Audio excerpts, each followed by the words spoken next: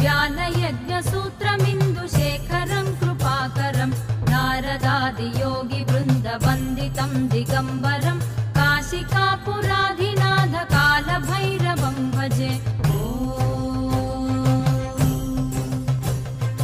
भानुकोटिभास्वरं भवाब्धितारकं परं नीलकण्ठमीप्सितार्थदायकं त्रिलोचनं कालकालमम्बुजाक्षमक्षशूलमक्षरं काशिकापुराधिनाथ कालभैरवं भजे।